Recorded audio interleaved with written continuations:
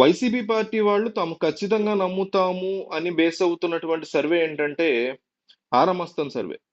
So ఆరామస్థాన్ గత ఎన్నికల్లో 120 సీట్లు సాధిస్తుంది వైసీపీ అని చెప్పడం, మొన్న తెలంగాణ ఎన్నికల్లో ఖచ్చితంగా బీఆర్ఎస్ పార్టీ ఓడిపోతుందని, కాంగ్రెస్ గెలుస్తుందని ఆయన చెప్పడం, అదే జరగడం 2 సార్లు కూడా మనం చూసాం.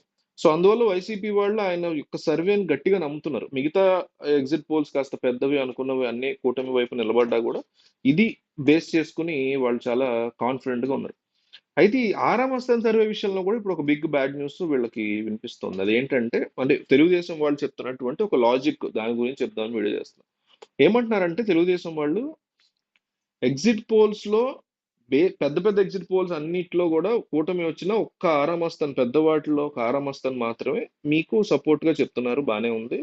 కానీ అందులో కూడా 81 సీట్లు గనక వాళ్ళు చెప్తున్నట్టు 81 సీట్లని గనక, అంటే ఆరామస్థాన్ చెప్తుంది తెలుగుదేశం పార్టీ 81 మాక్సిమం తీసుకునే పరిస్థితి ఉందని.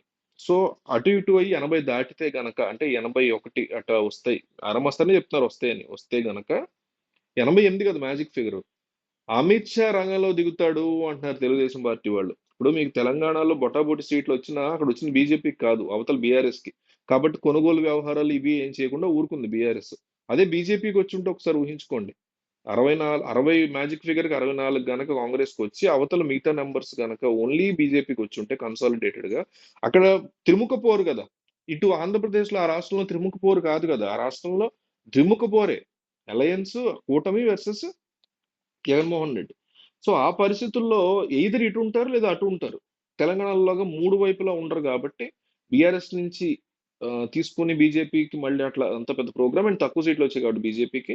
ఆంధ్రప్రదేశ్లో అలయన్స్ కింద బీజేపీకి వచ్చిన ఎన్డీఏ కింద లెక్క కాబట్టి 80 గనక దాటితే అమిత్ షా ఖచ్చితంగా రంగంలోకి దిగుతాడు అనే మాట తెలుగుదేశం పార్టీకి ఇప్పుడు ఫుల్ బూస్ట్ ఇస్తుంది. ఆరామ్ వస్తాను చెప్తున్న లెక్కల ప్రకారం వచ్చినా సరే మేమే ప్రభుత్వాన్ని ఫామ్ చేస్తాము అమిత్ షా లాంటి వాళ్ళు ఉంటే అనేసి ఒక కొత్త అంశాన్ని Telugu Desam party media, Telugu Desam YouTube channels తెర మీద తీసుకొచ్చాయి.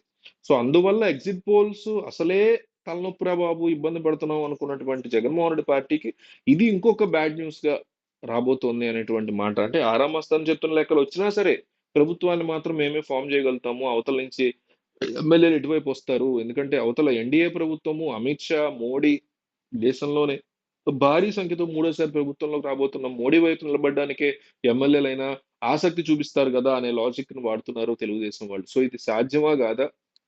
అసలు ఆరామస్థాన్ సర్వే నమ్మచ్చా నమ్మకూడదా? ఆరామస్థాన్ సర్వే గురించి చెప్పండి ఫస్ట్. రైట్ లేదా రాంగ్ అని రాయండి. అంటే ఆయన కరెక్టా రాంగ్, కరెక్ట్ రాంగ్ అని కామెంట్ చేయండి. కరెక్ట్ అంటే ఆరామస్థాన్ చెప్పింది కరెక్ట్ అని, లేదు రాంగ్ అంటే ఆరామస్థాన్ సర్వే రాంగ్ అని. మీరేమనుకుంటున్నారు? అసలు ప్రజలు ఏమనుకుంటున్నారు? ఆరామస్థాన్ తెలియాలిగా.